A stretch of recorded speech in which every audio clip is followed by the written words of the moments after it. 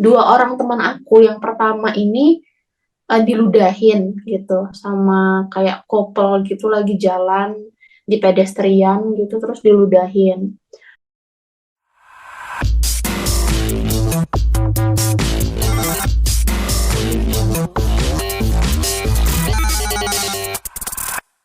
Ya, Assalamualaikum warahmatullahi wabarakatuh. Selamat malam, Kak. Waalaikumsalam. Tuh, iya, selamat malam. Saya Devian Aulia Putri dari Pendidikan Bahasa Inggris Angkatan 2021.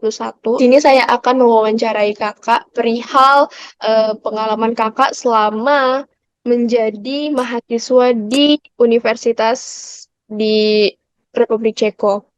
Oke, saya langsung aja ke pertanyaan pertama. Apa sih motivasi Kakak untuk mengikuti program pertukaran pelajar ini? Pertama, karena programnya menarik. Kapan lagi ada program yang ingin mendanai mahasiswa ongoing S1 untuk punya pengalaman belajar ke luar negeri. Jadi itu sih, aku pengen ngerasain atmosfer belajar ke luar negeri, ngerasain gimana sih sistem pendidikan tinggi di luar negeri itu berjalan.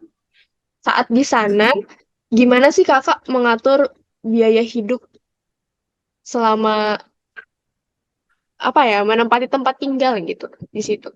Besaran uang saku per bulan itu cukup banget buat aku, ditambah lagi universitas aku itu Palatski itu amat sangat murah hati, jadi aku dikasih meal vouchernya tuh bisa aku beliin sembako, jadi aku nggak perlu ngekat atau aku nggak perlu mengalokasikan uang bulanan aku dari ISMA untuk makan, karena makan tuh udah istilahnya udah dibayarin kampus gitu. Aku juga mengatur keuangan adalah aku jarang banget makan di luar, jadi aku biasanya masak sih, karena dormitorinya itu bagus banget dengan fasilitas dapur yang sedemikian rupa, dan aku juga apa ya, kalau makan di luar itu aku kurang cocok sih makanan di Ceko, jadi aku gitu sih ngatur keuangannya itu satu. Kemudian kalau yang lain-lain sih standar sih, paling aku nahan-nahan untuk nggak terlalu Euro trip. Teman-teman aku tuh banyak yang uangnya itu habis atau terpaksa merogoh kocek pribadi karena mereka jalan-jalan keliling Eropa yang jauh-jauh banget.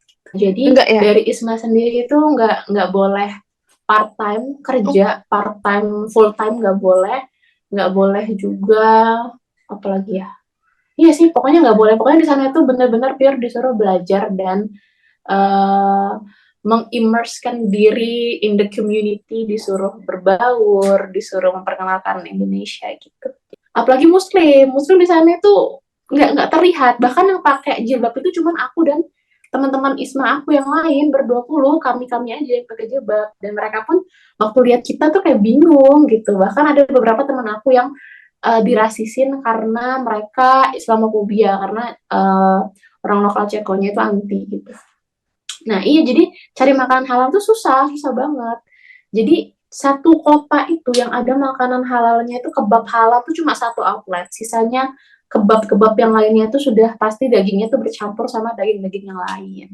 Nah, kalau untuk daging sapi itu ada kita satu grup itu namanya Olomouc Muslim Community. Jadi mahasiswa-mahasiswa internasional itu bukan cuma kita, tapi banyak banget dari negara-negara Muslim juga. Jadi itu kalau mau beli daging biasanya kita order di grup itu, nanti didatangkan daging halalnya itu dari kota yang lebih besar, karena kota tempat aku belajar itu kota kecil memang. Alhamdulillahnya waktu kuliah aku itu selalu setelah waktu sholat. Jadi aku selalu sholatnya di dorm. Aku selalu sholat di dorm. Aku belum pernah sholat tuh kayak yang harus di stasiun. Kayaknya ada deh teman aku yang terpaksa sholat di stasiun gitu. Jadi si Fahmi ini sholat Jumatnya itu di ada sih, tapi bukan masjid, kayak satu flat apartemen yang disewa untuk sholat Jumat. Karena kan yang sholat Jumat tuh cuma mahasiswa internasional, kayak yang dari Pakistan, dari Iran, dari mana-mana, termasuk si Fahmi teman aku ini. Jadi itu sih agak susah memang menjadi seorang pelajar Muslim di Ceko. Oke, rata-rata buat host university di Eropa itu pasti sudah diurusin sama pihak universitas di sana. Beda sama temen aku yang di Amerika, itu mereka harus cari keluarga angkat. Jadi mereka cari sendiri nih mau tinggal di mana, dan tinggalnya tuh nggak di dormitory, tinggalnya tuh di rumah orang gitu loh. Makanya harus cari orang tua angkat. Itu jadi salah satu konsiderasi aku juga milih Eropa. Aku lupa bilang di awal. Karena aku merasa aku bukan tipe orang yang bisa percaya sama orang asing dan tinggal sama mereka, walaupun banyak sih ininya apa namanya nilai positifnya gitu, apalagi di English speaking country aku bisa sehari-hari ngomong bahasa Inggris sama keluarga angkat dan lain-lain. Tapi itu sih aku agak agak agak tidak mau mengambil resiko gitu untuk tinggal sama keluarga angkat kalau pilih host university di Amerika. Tetangga-tetangga aku tuh amat sangat individualis, jadi aku jarang banget ketemu kecuali di lift dan ketika masak. Jadi aku tuh punya kesempatan untuk ngobrol dan kenal lebih dekat sama tetangga-tetangga aku tuh waktu masak sih. Dua orang teman aku yang pertama ini diludahin gitu sama kayak couple gitu lagi jalan di pedestrian gitu terus diludahin. Terus kalau temanku satunya lagi itu waktu belanja di supermarket dia kan pakai backpack ya. Temen aku pakai backpack dan tiba-tiba disuruh buka backpacknya padahal dia nggak ngambil apa-apa, padahal di satu zona itu tuh nggak cuma dia yang ada di situ tapi yang dicek tuh cuma dia gitu loh, dan dia dimarah-marahin gitu sih. Mungkin kalau aku sih alhamdulillah nggak pernah dapetin uh, apa-apa kecuali ditatap sinis gitu kayak gitu. Tapi aku cuek aja sih. Aku untuk mobilisasi sehari-hari selama di Ceko, aku naiknya tram. Jadi aku langganan tram per 6 bulan apa ya? Iya, buat 6 bulan karena lebih murah, dan kalau punya iSIC atau ID card mahasiswa gitu dapat diskon. Jadi iya sih, karena kalau winter sebenarnya waktu pas autumn itu aku kuat sih jalan kaki karena kan kampusnya juga dekat dan kota kecil gitu, kemana-mana bisa ditempuh jalan kaki. Tapi waktu winter aku nggak kuat karena dingin banget, jadi aku terpaksa langganan tram dan seru juga naik tram ternyata.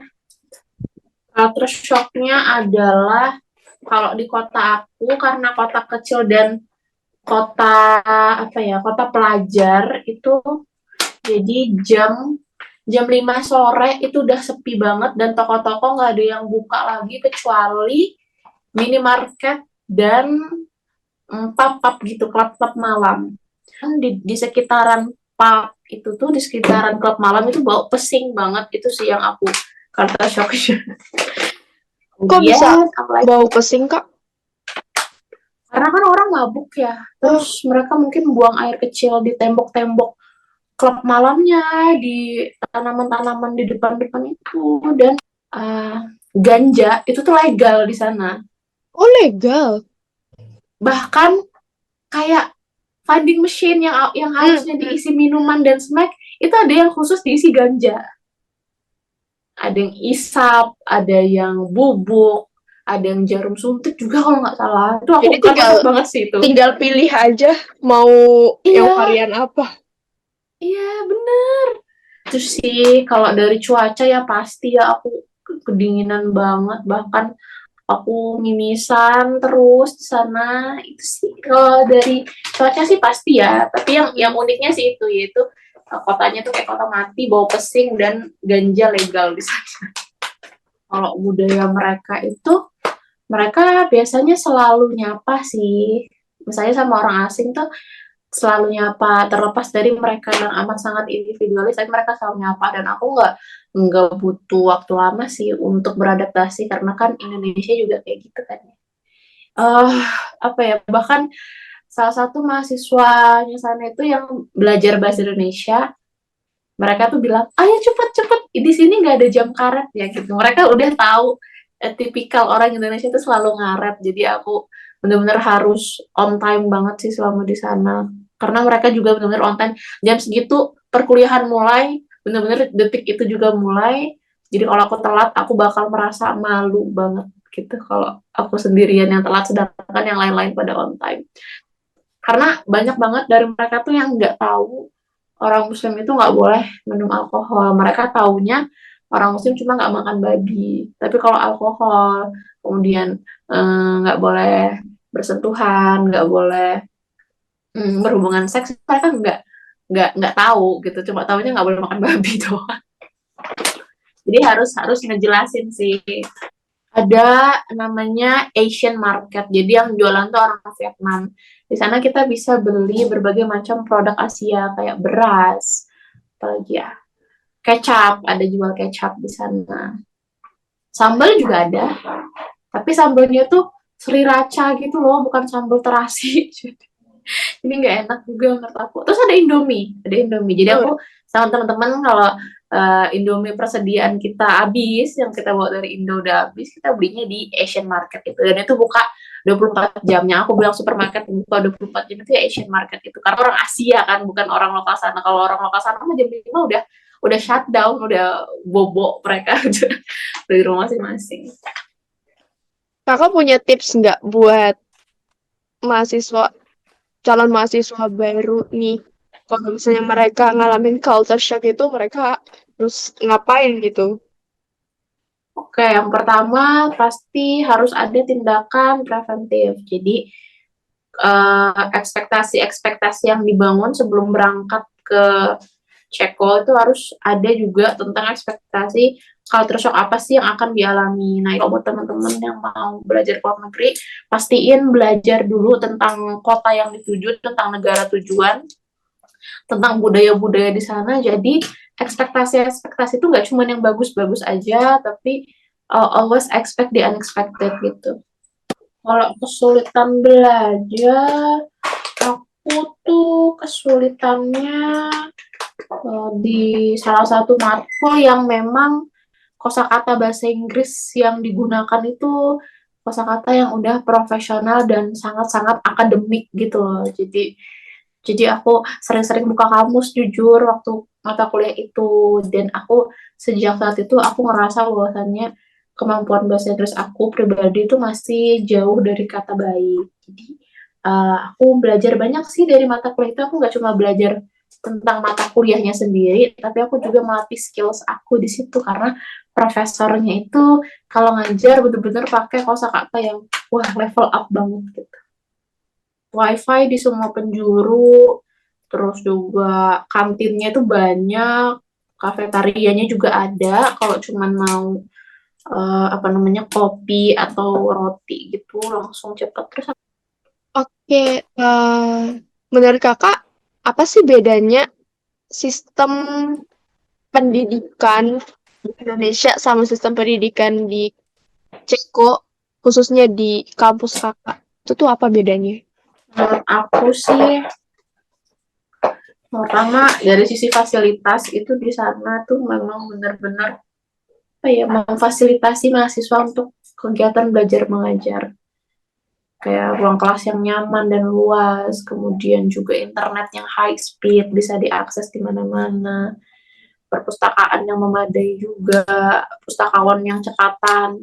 Terus itu selain daripada hal-hal fasilitas umum, aku juga ngerasa profesor-profesor di sana itu apa ya, jarak antara dosen dan mahasiswa itu tuh sempit banget, kecil banget. Dalam artian dosen di sana tuh selalu memperlakukan kita itu layaknya teman atau partner belajar. Jadi sangat jauh dari kata semena-mena. Nggak ada satupun profesor yang aku lihat mereka itu merasa bahwasannya beliau itu punya lebih banyak ilmu daripada mahasiswanya. Bahkan mereka itu merasa mereka juga masih perlu belajar dari kita gitu loh. Serendah hati itu profesor-profesor di sana, dan baik-baik banget sih jujur. Aku benar-benar kagum gimana mereka tuh profesor loh padahal, tapi masih masih apa ya, masih masih bisa menghargai kita sebegitunya. Bahkan aku tuh pernah waktu aku sakit itu aku nggak masuk kelas, aku izin via email, dan itu dibalesnya cepet banget, hitungan menit tok. Nggak perlu kayak dosen kita di Indonesia yang di ghosting Mm. berminggu-minggu, no, dibales dengan sangat-sangat ramah, didoakan yang baik. Kemudian yang paling bikin aku speechless adalah ditawarin makeup class. Jadi beliau profesor semuanya nawarin kalau misalkan mau ketemu untuk catch up sama materi yang ketinggalan boleh banget gitu. Wah, itu aku bener-bener wow, mau ya beliau-beliau ini meluangkan waktunya di tengah-tengah kesibukannya demi satu orang tok yang nggak hadir. Berarti mereka benar-benar apa ya, tipikal pendidik yang punya integritas dan tanggung jawab yang tinggi gitu loh. Mereka merasa, oh mahasiswaku walaupun satu nih, kalau nggak ikut ke matkul aku nggak ngerti, berarti tanggung jawabku untuk tetap ngajarin dia gitu. Itu keren sih menurut aku. Sangat beda banget ya sama di Indo ya. Iya, itu tuh bener-bener hal yang aku harap bisa ditiru sih. Jadi apa ya, mereka bener-bener rendah hati gitu loh, memperlakukan mahasiswa tuh kayak temen, kayak rekan belajar gitu, nggak jauh dari kata semena-mena gitu. Iya. Kakak dapat apa aja? Kakak dapat eh, pengalaman apa aja saat di sana? Mungkin lebih ke senangnya. Tadi kan udah sulitnya. Mm-mm. Senangnya yang pasti, Dapat aku teman kan baru. belum pernah, ya dapat teman baru. Jadi aku kenal sama banyak teman sesama ini ya, sesama award di ISMA ya, ber-20 itu. Jadi aku tahu nih, yang kuliah di UI itu cerita di UI itu kuliahnya kayak gini gitu. Yang di UGM tuh kuliahnya kayak gini gitu. Jadi aku tahu, jadi aku senang sih, itu yang pertama. Kemudian aku juga punya teman internasional banyak juga, mereka pada baik-baik banget. Terus juga kalau dari sisi akademik, aku dapat banyak ilmu, disiplin ilmu yang aku nggak dapetin di Unmu, tapi aku dapetin di sana. Terus juga terlibat di acara pengenalan Indonesia ke mahasiswa lokal dan internasional. Itu seru juga. Jadi tahu bahwasannya banyak orang yang tertarik untuk visit Indonesia dan juga senang sama makanan kita, karena di acara itu kita itu nampilin uh, nyanyi, nari, terus juga ada game 17-an gitu, kayak makan kerupuk, lomba kelereng gitu. Mereka seneng sama budaya-budaya kita. Kemudian juga kita promosiin beberapa destinasi wisata gitu, kita tampilin, kita jelasin ada Bali, ada apa lagi gitu ya, dan mereka senang. Dan juga makanan, kita juga acara itu kita masak-masak, jadi kita kasih mereka coba nasi goreng, bakwan, apa lagi ya,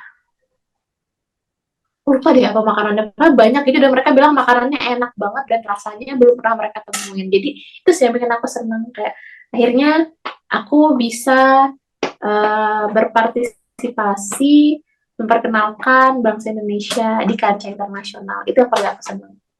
Mungkin kakak punya saran atau tips buat mahasiswa yang ingin juga seperti kakak bisa ngerasain pengalaman kuliah di luar negeri gitu. Kakak punya tips nggak buat mereka? Tips yang pertama adalah make use of the opportunity. Jadi kalau ada kesempatan ambil gitu loh. Kebanyakan kalau ngomongin konteksnya Unmul dan Isma ya, ya kan teman-teman di Unmul itu tuh merasa minder ya, karena tadi tuh, karena gue bilang, ih ini kan, ini apa namanya, seleksinya nasional, aku harus bersaing sama anak-anak PTN di Jawa gitu ya. Terus Benar-benar. kenapa gitu loh? Terus kenapa? Emangnya anak-anak PTN di Jawa itu nggak usaha? Kalian kan juga usaha, ya berarti yang nanti membuktikan ya usaha dan doa kita aja gitu. Jadi itu sih, jadi jangan pernah ragu untuk mencoba gitu. Terus kalau yang kedua, persiapkan diri sematang mungkin. Karena yang mau pendanaan besok ini nggak cuma kita, tapi ada banyak puluhan ribu orang di luar sana juga siap berjuang untuk pendanaan ini. Jadi kalau misalkan sudah niat, itu memang harus dipersiapkan dengan sebaik mungkin. Terus apa lagi ya? Itu aja sih yang paling penting tuh, kalau udah yakin, berani, dicoba, dijalanin bener-bener, ikhtiar yang bener-bener gitu. Karena kebanyakan orang pada kayak begitu begitu, ah pengen ini keren deh, pendanaannya fully funded, kemudian juga uh, bisa kuliah di luar negeri, semangat tuh. Tapi pas lihat requirement pendaftarannya ciut, karena emang banyak Hmm, banget ya itu apa ya? Kalau kamu punya mimpi yang besar, usahamu juga harus sebesar itu. Menurut aku itu sih. Tapi memang kebanyakan budaya Indonesia itu kayak selalu ngeliatin kayak, ih ini mahal banget, kayaknya nggak sanggup deh gitu. Ya, iya Padahal jangan kayak sebenarnya gitu. dibiayain ya. Nggak dibiayain. Jadi harus belajar ini sih tentang program itu. Kayak komponen beasiswanya diberikan seperti apa. Tapi kalau ISMA 100% dibayarin. Jadi jangan khawatir. Oke, oke, thank you banget Kak udah ngebantu saya dalam wawancara malam ini. Terima kasih banget. Hmm, Sukses buat Kak, sama-sama. sukses buat S2 Kakak Amin. di Malang. Amin. Semoga Kakak ya cepat lulus, Amin. berkah ilmunya. Amin ya Allah. Terus terima kasih juga Amin. buat Kakak yang udah mau ngeluangin waktunya malam ini. Thank you banget Kak. Sama-sama dengan senang hati.